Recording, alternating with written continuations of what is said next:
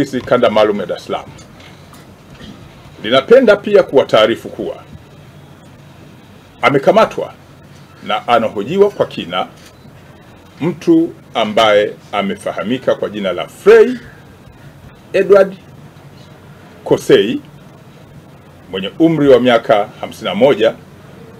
Huyu ni mkazi wa Dodoma na Mbezi Beach Makonde, Dar es Salaam. Huyu amekamatwa kwa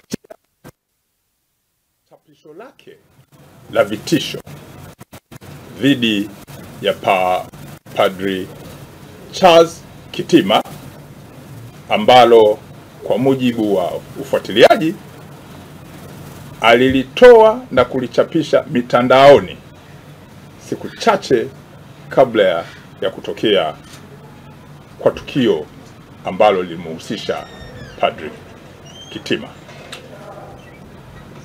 Upelelezi wa shauri hili unaendelea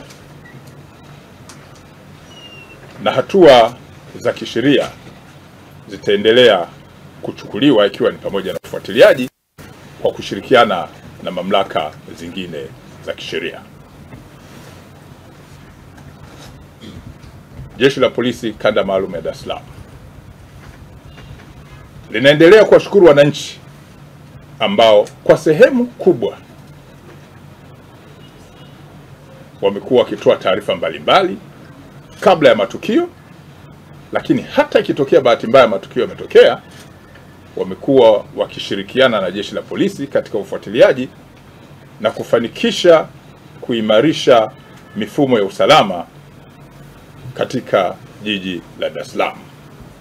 Lakini pia wamekuwa wakiendelea kusaidia kutoa taarifa za kuwanyima fursa wahalifu kutotenda makosa, kwani jeshi jukumu lake la msingi ni kuzuia makosa na sio kuyasubiri yatendeke ndio lifanye ufuatiliaji.